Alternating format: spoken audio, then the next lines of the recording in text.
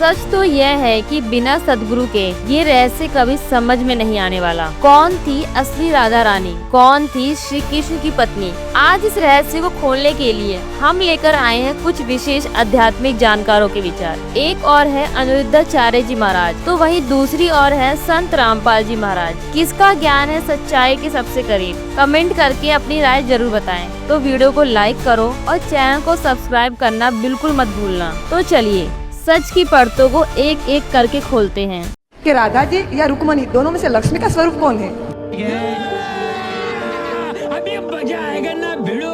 आपको बता दूं कि जो श्री राधा रानी हैं वही भगवान कृष्ण की पत्नी है। इस महाभारत में भगवान श्री कृष्ण के जीवन की संपूर्ण चर्चा है, लेकिन इस महाभारत में कहीं भी राधा की चर्चा नहीं। कितने ग्रंथ पढ़े हो तुम? कितने ग्रंथ पढ़े हो? 2-4 पढ़ लिए होगे तो कह दिए ग्रंथ। तू तो गया बेटे। जब गुरु ही नकली है, इनको क्या कहना पता नहीं। आपको बता दूं कि जो श्री राधा रानी हैं वही भगवान कृष्ण की पत्नी है। राधा रानी जो हैं वो भगवान की पत्नी है। रियल पत्नी तो श्री राधा रानी ही है, तो जो रियल में भगवान की पत्नी है वो तो श्री राधा ही है। ये शास्त्रोक्त चर्चाएं हैं।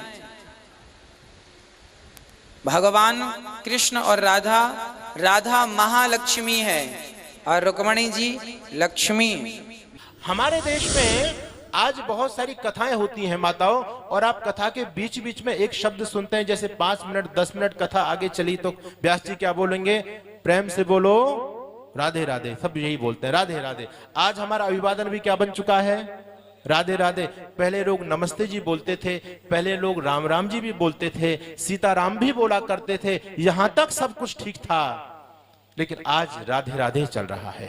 हर कथा के अंदर राधे आ चुकी है, हर तीर्थ स्थल के अंदर राधे आ चुकी है। आप ब्रज क्षेत्र में रहते हैं, वृंदावन में जाइए, दुनिया के लोग आते हैं और दुनिया के लोग आकर के वहां एक व्यापार चल रहा है आजकल। माथे पर क्या लिखवा रहे हैं जी?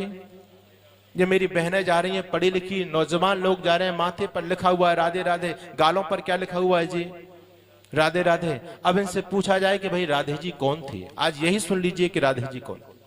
मेरी माताओं याद रखना, इस महाभारत में भगवान श्री कृष्ण के जीवन की संपूर्ण चर्चा है, लेकिन इस महाभारत में कहीं भी राधा की चर्चा नहीं है। हाँ, एक जगह राधा शब्द आता है। वो राधा कृष्ण की प्रेयसी नहीं है, वो राधा कर्ण को पालने वाली उस स्त्री का नाम है जो कर्ण की विमाता है। इसलिए कर्ण को राधे कहा गया, क्योंकि राधा नाम की स्त्री ने उसको पाला। उस राधा का नाम तो है, लेकिन वो राधा नहीं जो आज भगवान कृष्ण के साथ खड़ी दिखाई देती है आपको। उसके बाद में भगवान कृष्ण के जीवन से संबंधित एक पुराण है, उस पुराण का नाम है हरिवंश महापुराण। हरि यानी भगवान कृष्ण, उनके वंश का पूरा की पूरा वर्णन उस पुराण के अंदर किया गया है।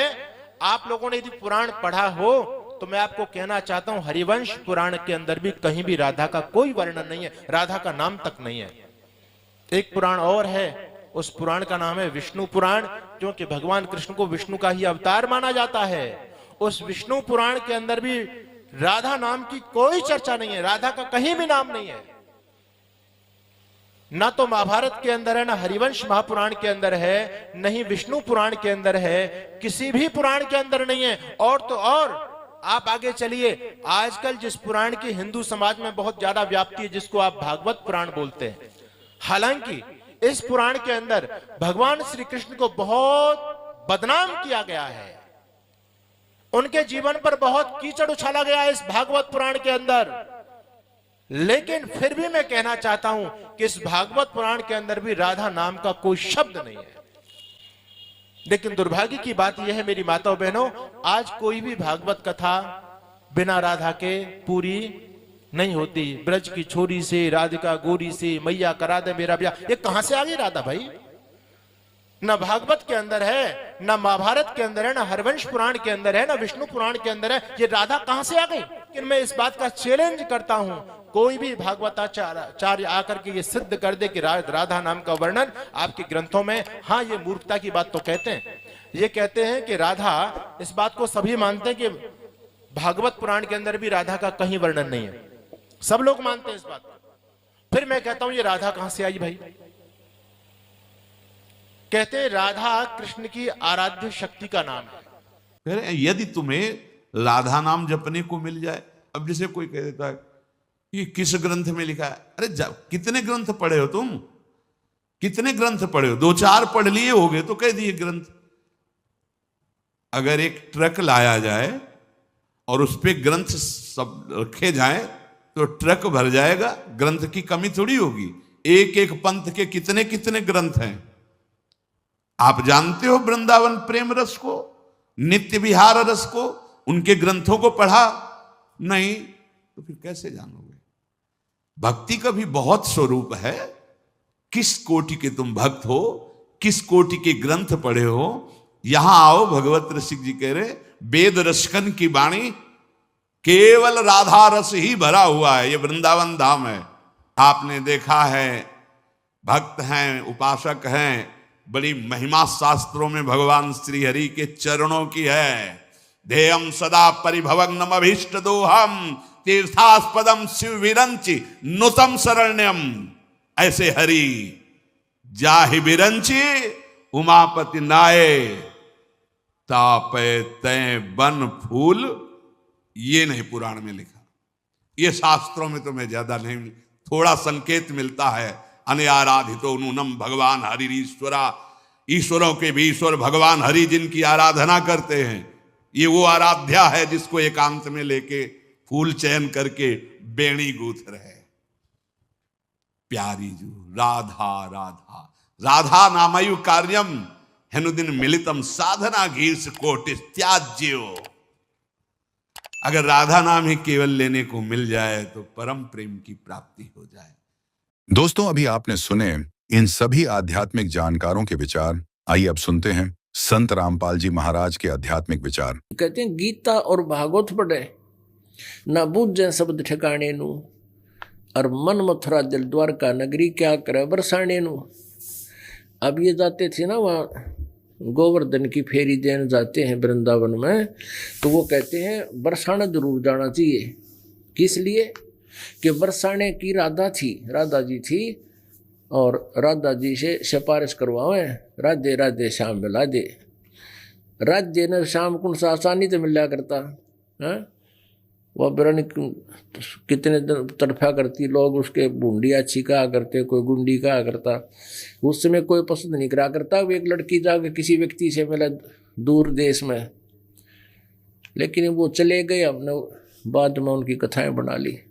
अब राधे राधे श्याम मिला दे, राधे श्याम मिला होगी। अब राधे ना श्याम उड़ा, बताओ उसने उड़ा कौन मिला होगा? अब गीता कह रही है कि भक्ति करो तो ये मंत्र है और कोई जाप नहीं। इसके अतिरिक्त जो तुम भक्ति मंत्र प्रयोग करते हो, यूज करते हो, या अन्य कोई उपासना करते हो, गीता जी अध्याय नंबर 16 के श्लोक नंबर 23 में कहा है, वो शास्त्र विधि को त्याग का मनमाना आचरण है, वो यूजलेस है। आत्माओं, एक नियम होता है कि श्रद्धालु यानी शिष्य गुरु जी के वचन में किसी प्रकार का अविश्वास ना करे, ये नियम होता है। और इस नियम का दुरुपयोग किया इन नकली संतों ने। श्रद्धालु कहते हैं गुरु जो कहते हैं वो सत्य होता है। जब गुरु है सत्य को नहीं, उनका ज्ञान सत्य कितना होगा? जब गुरु ही नकली है, इनको कह ख का पता नहीं, तो इनका ज्ञान हो ही नहीं सकता सत्य। लेकिन वो अनजान श्रद्धालु उनको गुरु मान रहे हैं, सतगुरु मान रहे हैं, और वो कतई अज्ञानी है। अब ये दास के वर्ड जो आज सुन रहा हो कोई प्रथम बार, तो यूँ सोचेगा कि रामपाल तो अपने आप ने सब तो विद्वान मान रहा है। कि नहीं, दास कोई विद्वान नहीं, लेकिन गॉड गिवन ज्ञान जरूर है दास के पास। विद्वान तो परमात्मा है, और उन्होंने ज्ञान हमें दे रखा। उस ज्ञान का एक डंडोरा पीट रहा दास तो, कि ये ऐसा है, ऐसा है, ऐसा है, बस भगवान ने बता रखा है। उसका दिया हुआ धन है, दास आपको बांट रहा है। कोई ले सकता है तो ले लीजिए। तो जैसा भी उस प्यारी आत्मा को उसके गुरु ने साधन बताया था, उसी के आधार से वो चल पड़ा। गुरु जी ने बता रखा था कि हरे कृष्ण हरे राम राधे श्याम सीताराम, राधे राधे श्याम मिला दे। ये गुट्टी प्यार रखी थी कि ये मंत्र पार कर देंगे, ओम नमः शिवाय, ओम भगवते वासुदेव नमः, हैं ये पता नहीं 20-25 इस तरह के मंत्र दे रखे। और एकादशी का व्रत और 68 तीर्थ पर जाना अनिवार्य है।